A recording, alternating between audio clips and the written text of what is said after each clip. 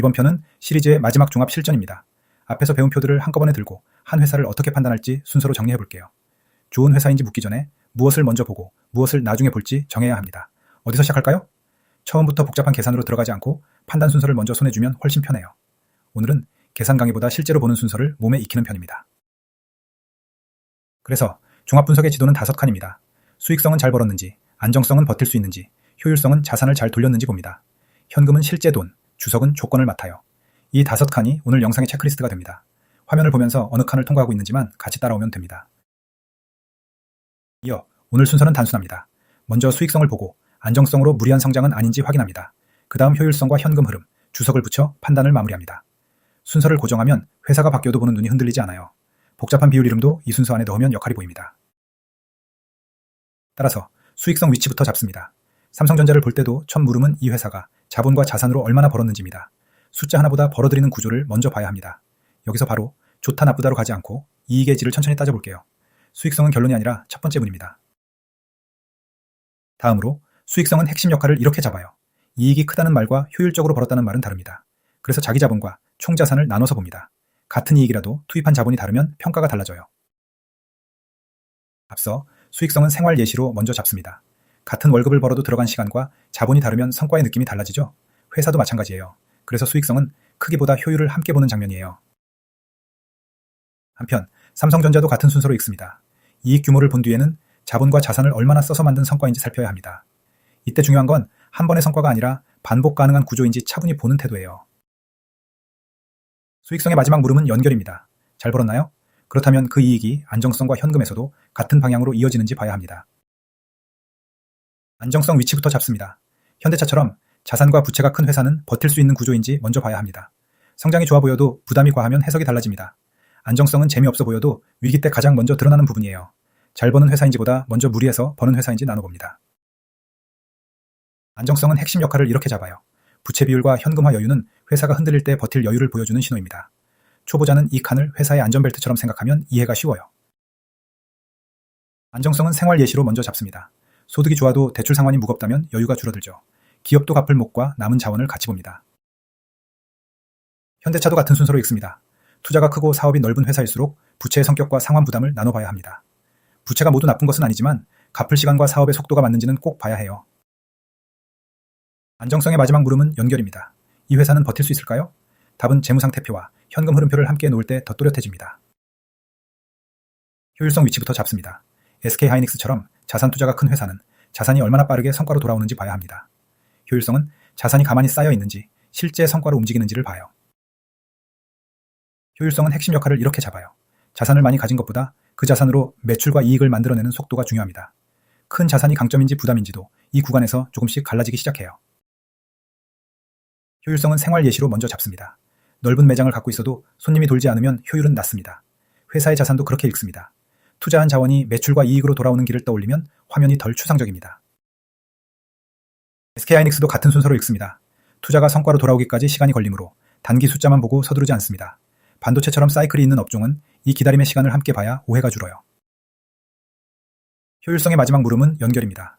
이 자산은 실제 성과를 만들고 있나요? 손익계산서와 재무상태표가 함께 답합니다. 이 장면은 투자 속도가 실적으로 돌아오는지 묻는 구간이에요. 현금 위치부터 잡습니다. 카카오처럼 투자와 서비스가 함께 있는 회사는 이익보다 현금의 방향이 더 솔직할 때가 있습니다. 현금은 말보다 솔직할 때가 많아서 종합 판단에서 빼면 안 돼요. 현금 분석은 핵심 역할을 이렇게 잡아요. 영업에서 돈이 들어오고 투자와 재무에서 어디로 나갔는지 나누면 흐름이 보입니다. 이 칸은 회사가 실제로 숨을 쉬고 있는지 보는 구간이라고 생각하면 좋아요. 현금 분석은 생활 예시로 먼저 잡습니다. 월급은 들어왔는데 큰 지출이 있었다면 통장 잔액은 다르게 움직입니다. 회사도 같습니다. 카카오도 같은 순서로 읽습니다. 이익이 좋아 보여도 영업 현금이 약하면 사업의 질을 다시 점검해야 합니다. 이익과 현금이 어긋날 때는 이유를 찾는 태도가 중요해요. 현금의 마지막 물음은 연결입니다. 돈은 실제로 남았을까요? 이 답은 수익성과 안정성을 다시 검증하는 역할을 합니다. 현금이 남는 방식까지 확인해야 좋은 이익과 불안한 이익을 나눌 수 있습니다. 주석 위치부터 잡습니다. 네이버처럼 사업 구조와 계약이 다양한 회사는 비율만으로 끝내면 위험합니다. 조건을 읽어야 합니다. 주석은 작게 보이지만 마지막 해석을 바꾸는 힘이 있어요. 주석은 핵심 역할을 이렇게 잡아요. 회계정책, 예상비용, 계약 조건은 비율 뒤에 붙은 해석의 단서입니다. 어려운 문장도 기준과 조건만 표시하면 읽을만해져요. 주석은 생활 예시로 먼저 잡습니다. 시험 점수만 보지 않고 채점 기준을 같이 보는 것과 비슷해요. 기준이 다르면 의미도 달라집니다.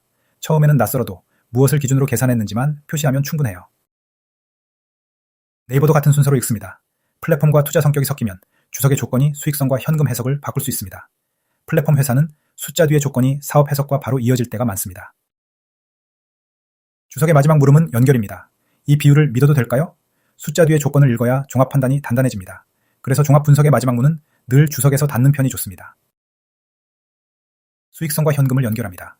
삼성전자의 이익이 현금으로도 이어지는지 보면 성과가 장부에만 머무는지 실제 돈으로 남는지 구분할 수 있습니다. 수익성과 안정성을 연결합니다. 높은 이익이 무리한 부채 위에서 나온 것인지 안정적인 구조에서 나온 것인지 나눠봐야 합니다. 높은 이익이 좋은 출발인 건 맞지만 그 출발이 빚 위에 있는지는 따로 봐야 해요. 효율성과 현금을 연결합니다. SK하이닉스처럼 투자 부담이 큰 회사는 자산 회전과 현금 지출을 같은 줄에 놓아야 합니다. 투자 부담이 큰 회사는 현금이 어디로 빠져나갔는지까지 봐야 균형이 잡힙니다. 안정성과 주석을 연결합니다. 부채가 커 보일 때는 만기, 보증, 계약 조건을 주석에서 다시 열어봐야 합니다. 숫자만 보고 끝내지 말고 조건까지 붙여야 판단이 단단해져요. 현금과 주주 몫을 연결합니다. 현대차처럼 배당과 투자를 함께 보는 회사는 돈이 어디에 쓰였는지 확인해야 합니다. 현금 사용처를 보면 주주 환원이 무리인지 자연스러운지도 보입니다. 주석과 수익성을 연결합니다. LG전자처럼 글로벌 사업이 넓은 회사는 환율, 계약, 추정이 이익 해석에 영향을 줄 수 있습니다. 해외 사업이 넓으면 환율과 계약 조건도 이익의 표정을 바꿀 수 있어요. 실전 판단은 하나씩 쌓습니다. 먼저 잘 벌었는지 보고 그 다음 버틸 수 있는지 마지막으로 돈이 남았는지 봅니다. 이 순서가 익숙해지면 어떤 회사든 첫 화면에서 길을 잃지 않아요. 회사 비교에서는 순서를 고정합니다. 삼성전자, SK하이닉스, 카카오, 네이버, 현대차, LG전자 모두 같은 질문표로 읽으면 비교가 쉬워집니다. 업종 차이는 남겨두되 읽는 순서는 같게 가져가면 됩니다. 초보자가 흔히 놓치는 부분은 비율 이름입니다. 이름을 외우기보다 그 비율이 어떤 물음에 답하는지 붙이면 훨씬 오래 남습니다. 비율 이름을 외우는 대신 물음을 붙이는 방식이 훨씬 오래 남아요. 5칸을 모두 통과한 뒤에야 판단을 말합니다. 수익성만 좋거나 현금만 좋아 보이는 회사는 아직 결론이 아닙니다. 결론은 마지막에 말하고 그전에는 근거를 차례로 쌓아가면 돼요. 종합 체크는 3줄이면 충분합니다. 첫째, 잘 벌었는가? 둘째, 무리 없이 버티는가?